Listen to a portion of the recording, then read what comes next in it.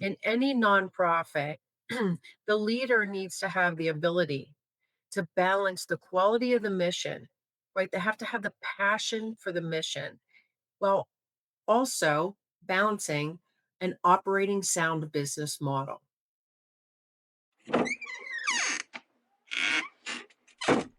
Well, welcome to Exude Human Capital Consulting's Hold On, Let Me Close My Door, the podcast that brings real stories from real professionals with real solutions to you. Join us as we navigate the ever-changing workplace with Alison DiFlorio, co-founder and managing partner of Exude Human Capital, and special guest. I'm Alison DiFlorio, co-founder and managing partner of Exude Human Capital, and thrilled to have with us today Tony Pergolin, President and CEO of Bancroft.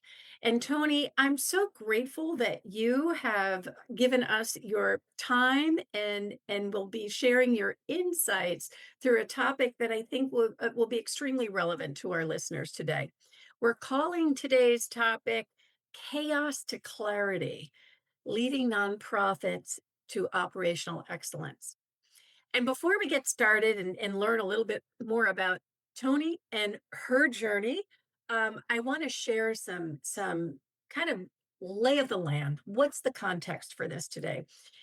For many of you who know Exude, we work with a number of nonprofits, and certainly our nonprofits are being impacted by today's kind of world of uncertainty. There's an increased demand for services. There are concerns about funding, and there's also a tremendous amount of burnout being experienced by those on the front lines. And our leaders in nonprofits are wearing a million hats and tasked with turning around these organizations and keeping their missions viable and most importantly being there to serve their clients. So when I read Tony's book, Too Important to Fail, we had to invite her on the podcast so that she can share her wisdom and share her journey about one nonprofit and what she was able to do. So with that, Tony, could you share a little bit about your background and with our audience? Sure. First of all, I'm very excited to join you today. So thank you so much for the invitation. As you said, I'm the president and CEO of Bancroft. I've been in the role for 21 years. And Bancroft is a nonprofit, 142 years old. And our mission is to help children and adults live their very best life. And we serve those who primarily have autism and brain injuries. And, I see our mission alive and well every single day, really empowering these individuals. We see abilities instead of disabilities, and it's really powerful to see. As I said, I came to Bancroft 21 years ago. Before that, I worked in a large health system as the chief financial officer. So my background is primarily in the financial field, which, as you hear my journey, was very beneficial to Bancroft when I arrived. I bet. I when I was reading your book, I was struck by something you say just very early on that when you started, you felt like you were fighting a fire with a garden hose. I'd love, and at the end, you kind of wrap it up by saying that you had to embrace, and I'm not using your exact words here, many different leadership styles and techniques in order to take the organization from where you were to where you got today. Um, when we were prepping for this call, you mentioned that, how you had to think about how you would define leadership. And I'm wondering if we could just start off by telling us how you personally define leadership in the context of this mission driven work. So, very great question and a great place to start. And I'll tell you that, how I thought I define leadership in the beginning, and I look back and think about it later. I would say it really evolved over my 21 years through the journey. But I would say overall, In any nonprofit, the leader needs to have the ability to balance the quality of the mission, right? They have to have the passion for the mission while also balancing an operating sound business model. So, no margin, no mission has always been my mantra. And you have to have both. If you're too heavy on the mission side, you will not be sustainable. If you're too heavy on the business side, you will not have a quality mission. And really learned that along the way. I also would share that I think some qualities, especially in the nonprofit world, is you need to have empathy. You really need to understand people's perspectives, our staff's perspectives. They're the one doing this very hard care, as you said. They're going through burnout. They're dealing with a lot at work. They're dealing with a lot at home. You need to be empathetic to them, to the families of those we serve. They're going through a lot. And then, of course, to the individuals we serve. So I found that, being empathetic, being able to be a listener, I would say I'm a very active listener. And then an effective communicator. I found when I arrived that a lot of people did not know the situation that was happening and they just needed to be communicated to. And so as I started there, I will tell you as I look back about all I have, been able to achieve at Bancroft, and I'm very proud about where the organization is today. I look back and think part of my success was because I was a bold leader. I made decisions that the people before me never made. And I would also tell you that board leadership is also a very key and important attribute of leading a successful nonprofit organization. I've learned along the way during my board service and Bancroft's board members that the board is just as much responsible for the success or the failure of the organization. And they need to own that. And I feel like it was my job to help them understand that that was part of their role. Wow, no small task. I mean, you've got to lead people through major change. You have to lead board through major change.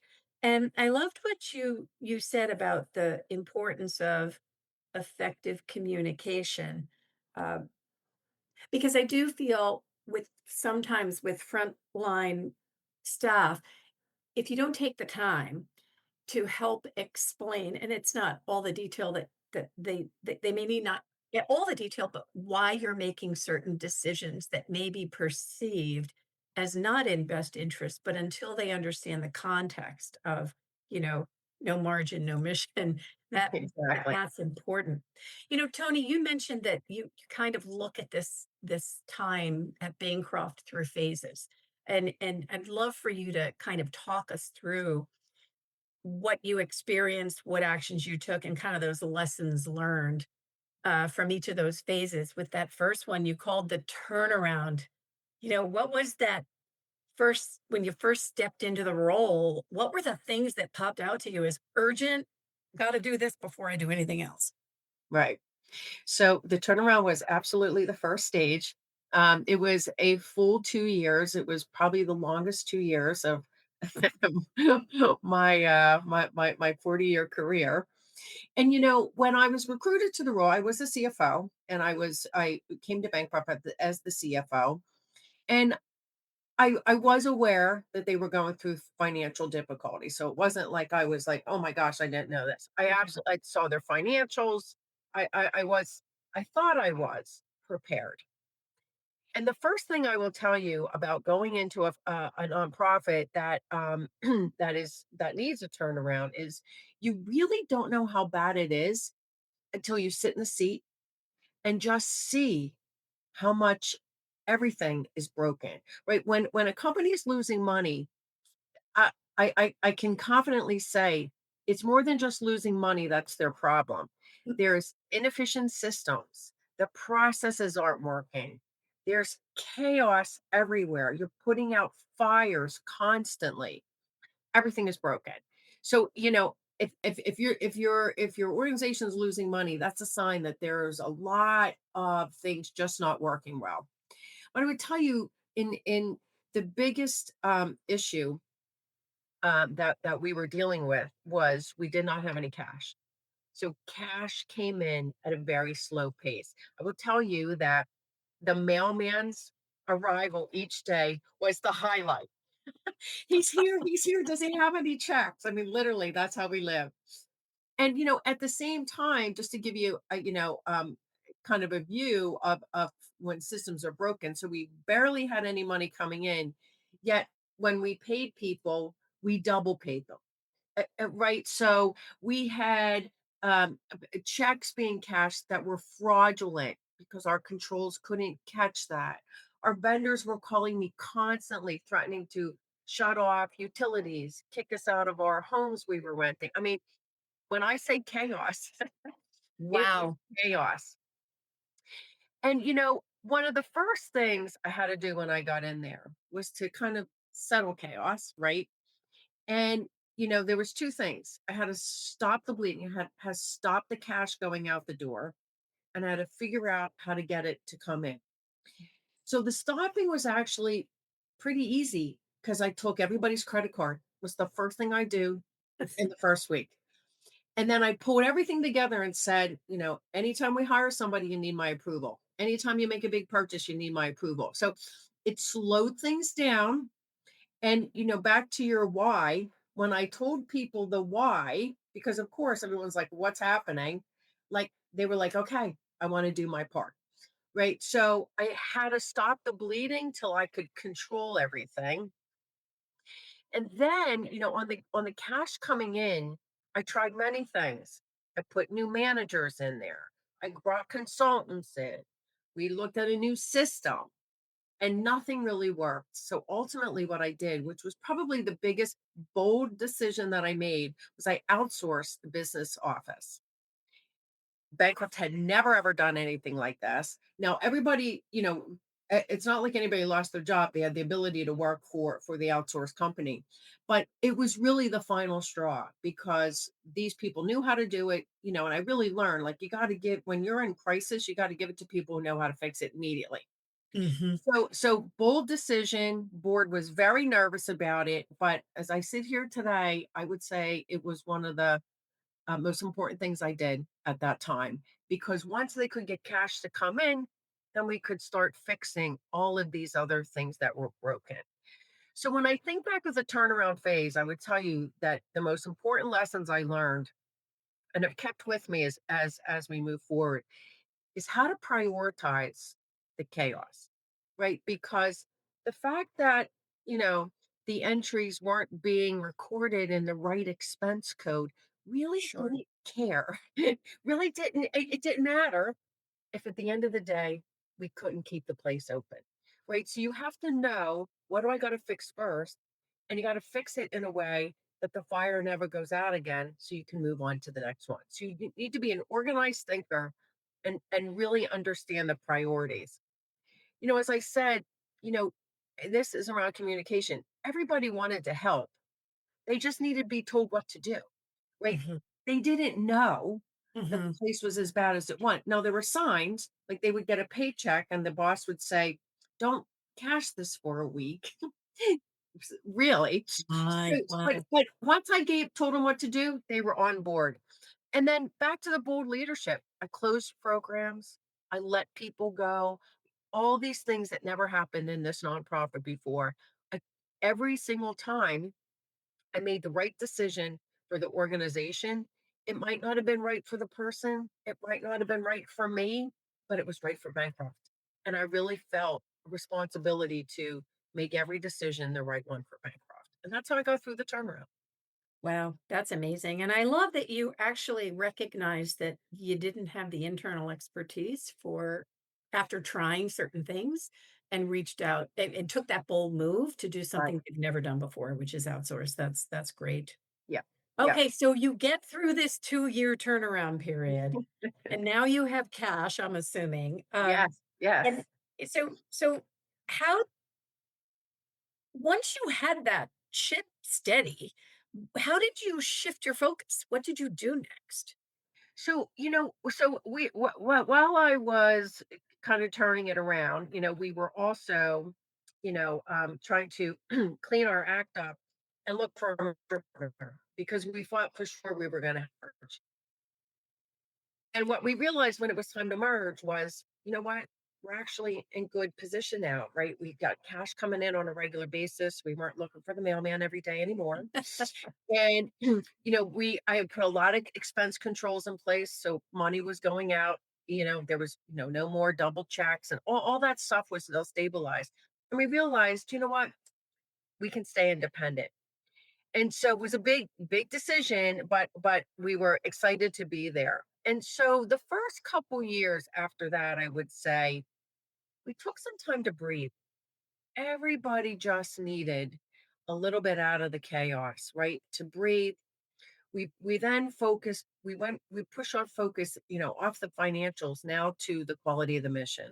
Really making sure that we were, our treatment centers were right, treatment plans were right, that our training for our staff was right, that our individuals were truly living their best life. So once we stabilized business, we went to mission. And then as we really began to stabilize that, we began to, I would say, grow in a smart way. So Mm. we knew it didn't work before, right? I closed the programs that were located on the other side of the country. Like we knew we couldn't do that well. Let's stay local. Right? We know how to open group homes. We did residential and education. Let's just do that for a while until we can figure out how to, manage a growth in a small way. So you kind of had to go through those steps to kind of prepare the team and really know the capacity of your team. The big goal at that point, though, was I knew that at some point we were going to have to build a new campus, which was going to be a huge undertaking for us. Both financially, we needed to build our balance sheet so we could afford it.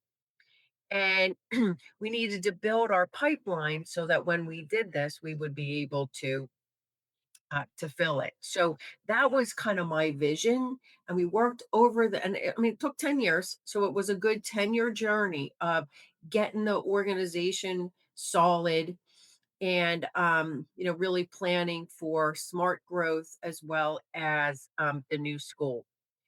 And when I think about that time, there were some interesting changes in the culture and interesting shifts, I would say, in my leaders.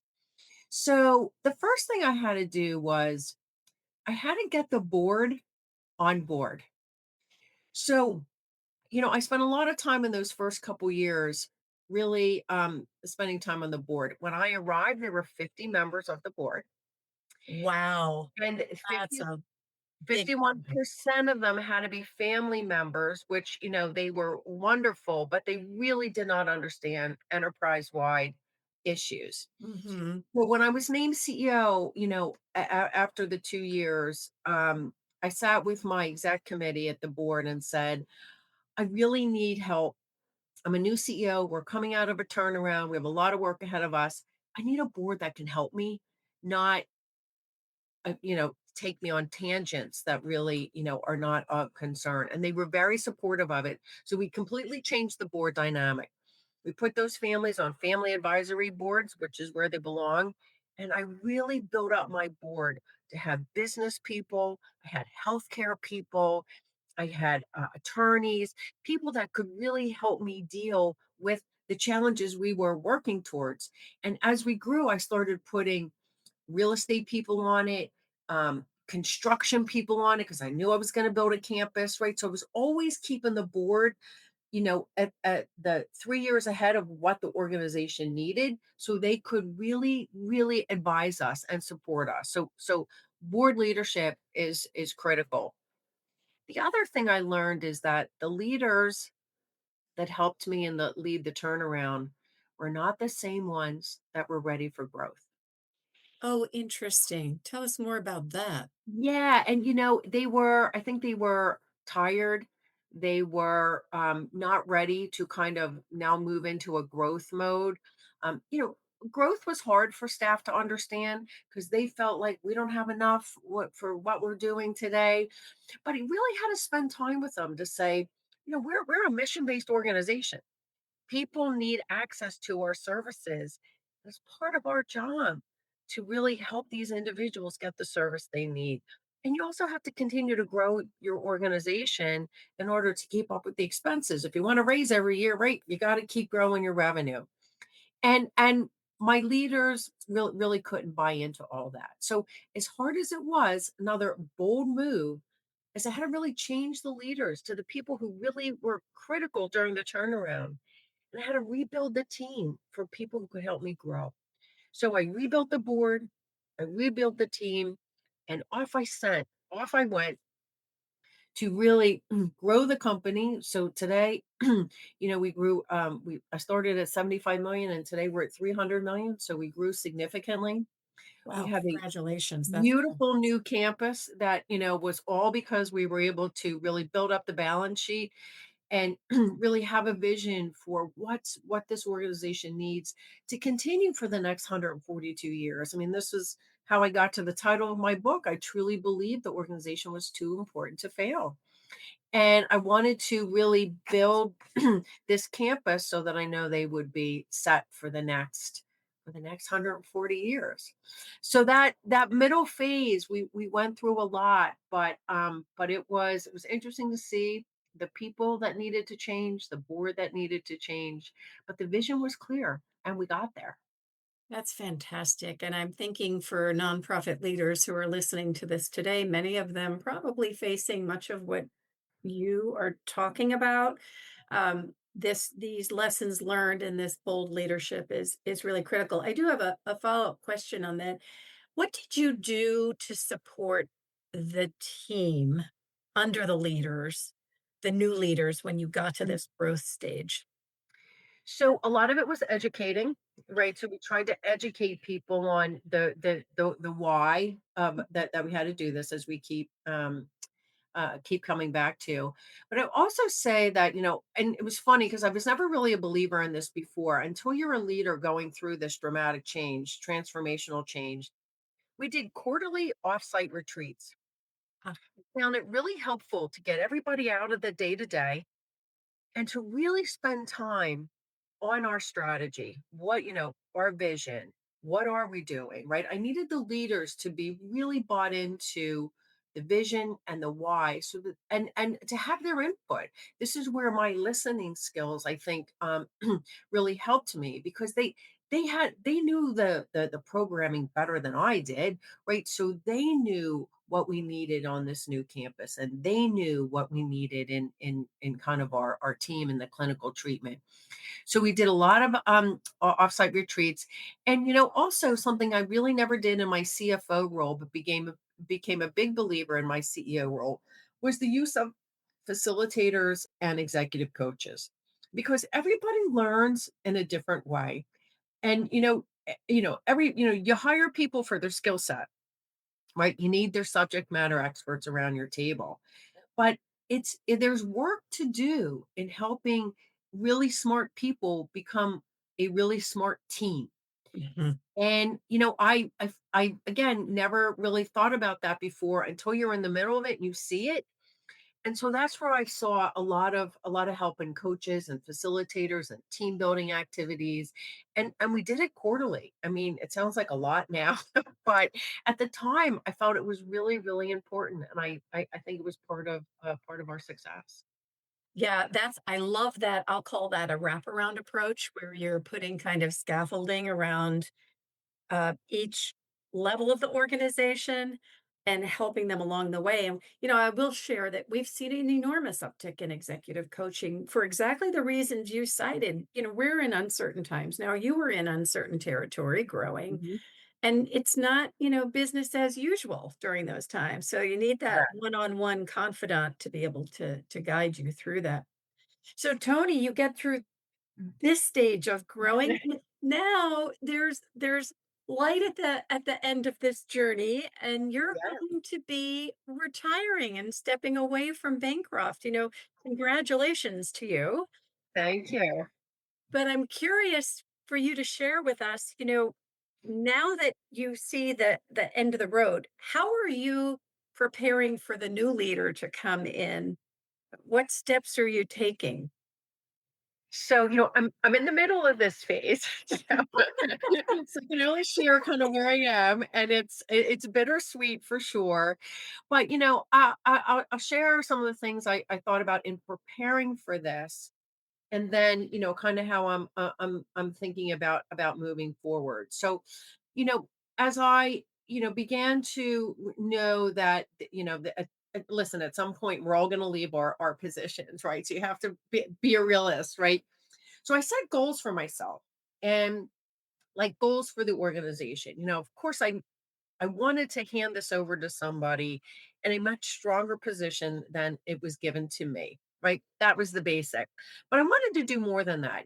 I wanted this organization to be so strong because when you go through a transition, there's always kind of bumpiness in it. I wanted the organization to be solid to when I hand it over to somebody, they wouldn't have to come into fires like I did. And so, I set financial goals of the organization. I set quality goals for the organization in my mind.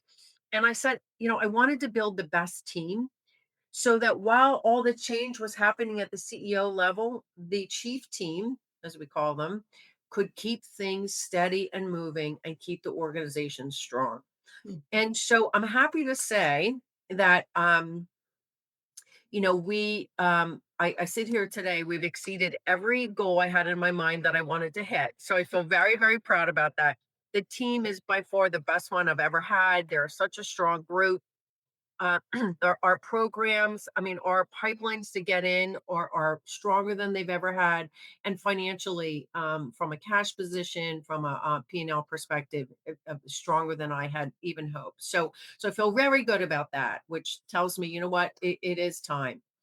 The other thing I did was, I started talking to the board 2 years ago to say, here's what I'm thinking. I think this is the timing. And I'm glad I gave them a 2 years because it took them 2 years to kind of I have to say I didn't I underestimated, I will say, all that it takes. But I didn't really I really embrace that, what a 22-year-old, leader of an organization, the impact I have on that organization. The board only knows Tony. The team only knows leadership under Tony. And so they needed time. They really Yes. did. So the first year after I told them, we spent a lot of time on the board. We looked at the committee structure. We changed a lot of the things we did at the board. So the board is now positioned to go through this transition. And then, from as far as the organization, so I announced this past June, and I'm leaving next June. So it's a year-long transition, which again, really, really happy I did because I see it's a big impact on these people, right? I mean, change at this level, is i- is a lot for an organization. So I shared that we're 142 years old. I'm only the ninth president.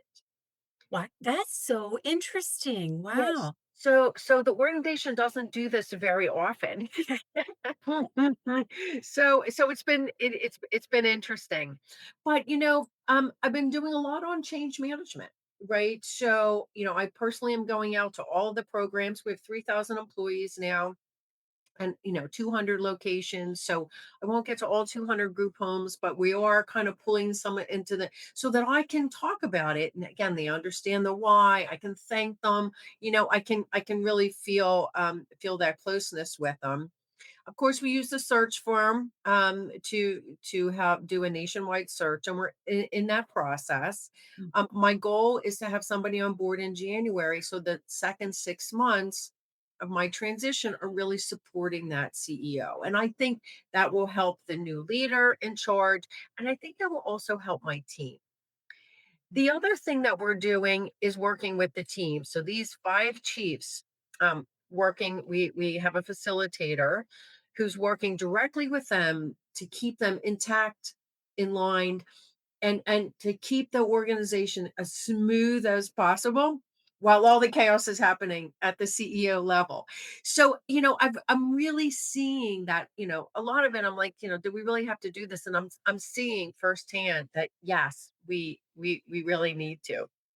So, as I move forward through this, I'm sure I have more emotions to go through, but I'm still excited. I'm excited about how, like, I'm proud of where the organization is today. Very proud. I'm excited about what the future could look like, and I feel really good about the process we're going through. I mean, I feel, I want my legacy to be more than just what I did, but how I did it, right? And how I made people feel and how I made people learn and grow. And when I think about letting go, I think it'll be hard. But I feel at this point anyway, like I said, I'll be here for 6 months to help the new leader adjust. But then, I turned down the offer to stay on the board because I feel like the new CEO, it now needs to be theirs. And, I don't want the board looking at me saying, "Would you do that? Would you do that?" Right? It needs to be the new leaders. And I don't want to be watching him or her completely undo something I already did. So I think it's just going to be best for me and for the organization that once the new person settle, then I now move on to my next chapter. So that's how I'm thinking about it. I don't know if it'll go that smoothly, but that's how I'm thinking about it. I admire that decision because I can, and I have seen this, that a leader does, with all good intent, stay on, and there are places for that. I'm sure you'll be available if there Of course. issues that come up. Of But to course. your point, it doesn't really cut the cord or give the new leader the opportunity Right. to build that relationship with the board, and to build the relationship with the leadership team and the Yeah. staff. I think about, there's such consistency in some of the things that you did in each of these phases. As I listen to you, Oh, you prioritized what the task was for that phase or tasks. And that focus on communication was consistent. I'm sure that must have been exhausting at times, but it sounds like you were constantly communicating the why, and communicating with empathy and listening to people as to what they were feeling right. going through change. And then that constant focus on, we have to have strong, steady leadership at the top to keep the calm. Um, when I think about this and I think about what's happening in the landscape of our nonprofits, not just in the greater Philadelphia area, but nationally right now, I'm sure there are many leaders out there that are going through what you were going through when you had that garden hose in the fire uh, Yes. 20 Yes. years ago. Um, if if you could think of just three best pieces of advice to share with our listeners today, for those people who are sitting in that seat that you were in so long ago, what would those three pieces of advice be? So you kind of summed them up, but I will say them again. Prioritize what's important. I mean, it's your job as the leader, right? And I put that in. I would also say bold leadership. Right? You're in that seat because they want you to make the bold decisions that are best for the organization. you know, I can't not say no margin, no mission. You have to balance the focus on both margin and mission in any nonprofit. And you have to communicate. I mean, the more people understand the vision, the journey, the whys, they will follow you. And your vision will absolutely come to fruition as long as people understand it and want to follow you. So no margin, no mission, bold leadership, and communicate. How about that? I think that's fantastic. I see a future in consulting for you, Tony, and I hope that we would be graced with your insights to maybe run a roundtable for some of our nonprofit leaders. Oh my gosh, I would love that. I would Yeah, absolutely love that. great. Well, Tony Pergolin, President and CEO of Bancroft and author of Too Important to Fail. On behalf of everyone at Exude Human Capital, we thank you for being our guest today, and we wish you only success as you continue on this journey. And so grateful for everything you've done for Bancroft and the community that it serves. Thank you so much. It was really such a pleasure to be with you this morning, Allison. And to our listeners, thank you for tuning in to Hold On, Let Me Close My Door. Until next time.